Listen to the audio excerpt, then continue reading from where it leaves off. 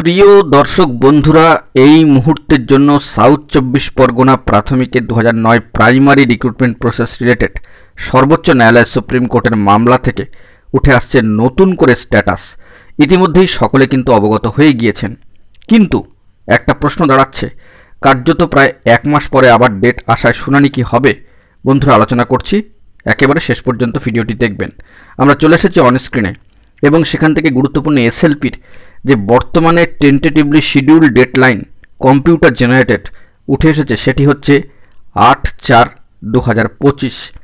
ইতিপূর্বে আমরা 7/3-এর একটা ডেডলাইন কিন্তু দেখেছিলাম এবং কার্যত 18/3-এর পরে আবারও নতুন করে টেন্টেটিভলি একটা কম্পিউটার জেনারেটেড যে ডেডলাইন তা উঠে এসেছে 8/4/2025-এ।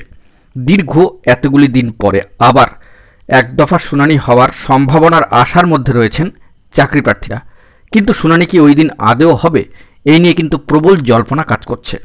তবে এখানে বলে রাখা প্রয়োজন, বেশ কিছু কপি কিন্তু এই মুহূর্তে সাবমিশনের ব্যাপার রয়েছে, সেগুলো সঠিকভাবে সাবমিশন হয়ে গেলে এবং শুনানির জন্য উপযুক্ত অনুকূল যে পরিবেশ সেটি তৈরি হলে এবং গুরুত্বপূর্ণ বেশ কিছু পদক্ষেপ গ্রহণ করা হলে শুনানি হওয়ার বিষয়ে কিন্তু একটা সম্ভাবনার খবর উঠে আসবে। সর্বোপরি কোর্টের সাইটে সিএল নাম্বার পড়াটা কিন্তু অত্যন্ত জরুরি, যেটা 18/3-এ দাঁড়িয়ে কিন্তু দেখতে পাওয়া গেল না এবং মুহূর্তেই সেই ডেডলাইনটি চেঞ্জ হলো। তো এখন প্রশ্ন, শুনানি হবে কিনা? তো সমস্ত অনুকূল পরিস্থিতি তৈরি হলে 8/4 যে computer generated tentatively schedule deadline বর্তমানে দেখাচ্ছে, সেটি কিন্তু বাস্তবায়িত হতে পারে শুনানির জন্য।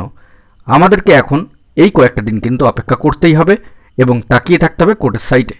তো এখন এটুকুই, সকলে ভালো থাকবেন, চ্যানেলটিকে সাবস্ক্রাইব করে সঙ্গে থাকবেন। ধন্যবাদ।